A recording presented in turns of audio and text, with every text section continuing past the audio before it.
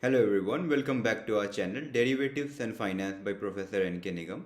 Today we are discussing over a really interesting scheme, that is the National Pension Scheme. The National Pension Scheme is a government sponsored pension scheme which was launched in January 2004. Initially launched as a replacement for the old pension scheme, it was only available for the government employees, but later in 2009 it was opened to all sections of the society. A subscriber can contribute regularly in a pension account during her working life, withdraw a part of the corpus in lump sum, and use the remaining corpus to buy an annuity to secure regular income after the retirement. Now, the question arises, who can join NPS? Any Indian citizen between the age of 18 to 60 can join NPS. The only condition is that they should fulfill the KYC norms. An NRI can also join NPS given the fact that there is no change in its citizenship status over the period of time. Now the question arises, how can one join NPS?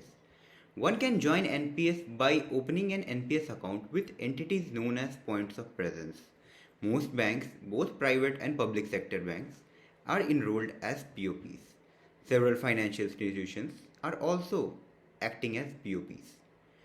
And to find them, you have to just go on the website of Pension Funds Regulatory and Development Authority of India, that is PFRDA.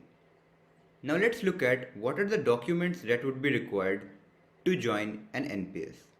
To join an NPS, you have to fill a subscriber registration form and submit it along with a proof of identity, address, and date of birth to the POP.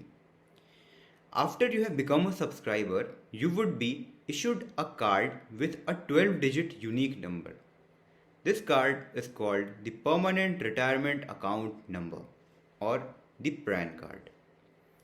Now let's try to look at what are the different types of accounts under the NPS scheme. So under NPS, we have two types of accounts. Number one, Tier 1 and number 2, Tier 2.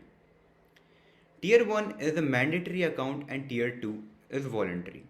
The big difference between the two is on withdrawal of money invested in them. You cannot withdraw the entire money from Tier 1 account till your retirement. Even on retirement, there are restrictions on withdrawal from the Tier 1 account. A subscriber is free to withdraw the entire money from Tier 2 account, however. Now let's try to understand what should be the minimum contribution in NPS. Is it for everyone? Really? Let's try to understand. You have to contribute a minimum of 6,000 every year or 500 rupees per month in a Tier 1 account in a financial year. In case you are not able to make the contribution, your account would be frozen. You can unfreeze the account by visiting POP and paying the minimum required penalty of rupees 100 anytime. Now let's discuss what is exactly the difference between the old and the new pension scheme.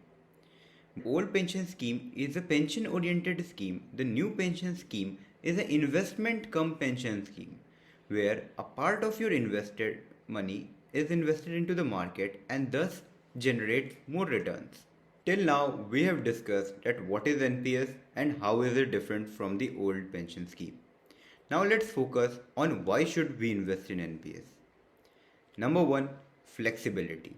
NPS offers a range of investment options and choice of pension funds for planning both the growth in a reasonable manner and monitor the growth of the pension corpus.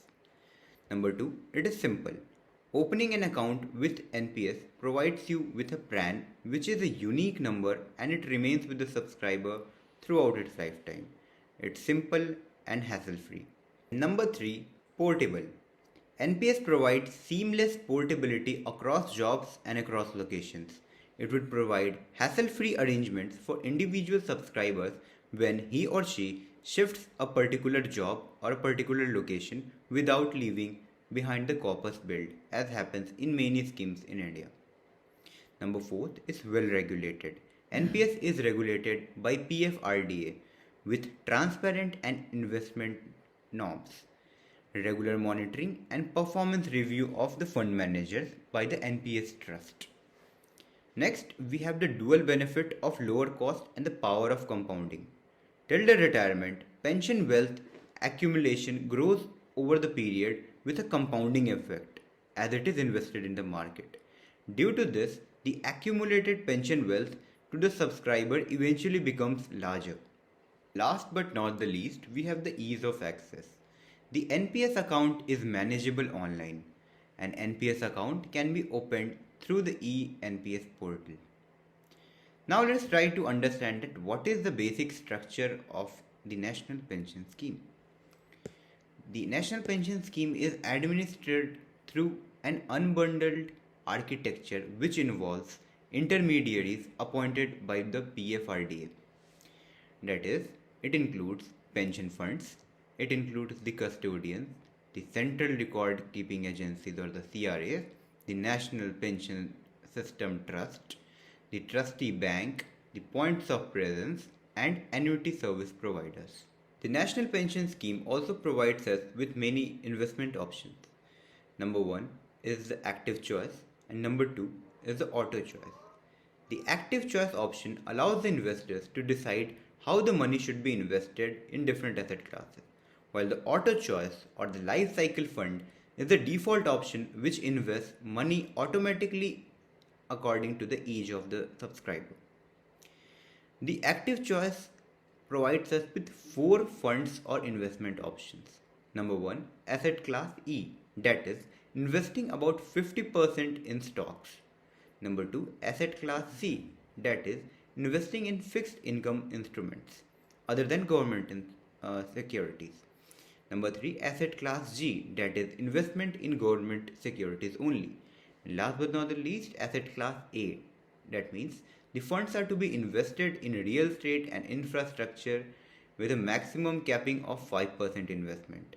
An investor can also choose one of these funds or opt for a combination of them. Now let's try to understand that what if one tries to change their investment choices? Can they do it? The answer is yes. You can change your investment choices once in a financial year for both Tier 1 and Tier 2 accounts, as well as the scheme and the pension fund managers as well. Till now, we have talked about why should we invest in NPS and how should we invest in NPS and how is it different from the other schemes. Now let's try to understand who is actually managing our money, because it's also a crucial part of it. The money invested in NPS is managed by PFRDA registered pension fund managers. At the moment, there are 8 pension fund managers, which includes associations like ICICI, LIC, Kotak, UTI, SBI, Reliance, HDFC. Next, let's focus on once you have done the investment and you are at par with the tax benefits, how are you going to withdraw the money from the NPS scheme? So the NPS is a pension product. You are expected to stay invested up to retirement. At 60, you must use at least 40% of the corpus to buy an annuity income from a PFRDA listed insurance company. You have the option to withdraw 40% of the corpus tax free. You can withdraw the remaining 20% of the corpus or use it to buy annuity.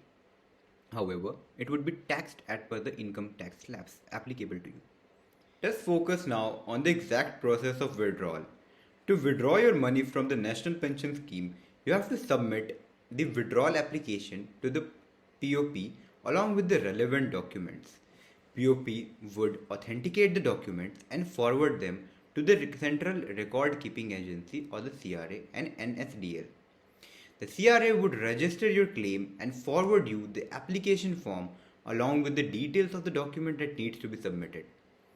Once you have completed the necessary procedure, the CRA processes the application and settles the account.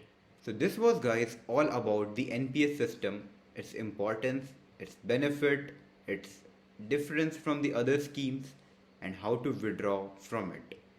Thank you for watching us, and make sure to like, subscribe and share. Thank you everyone.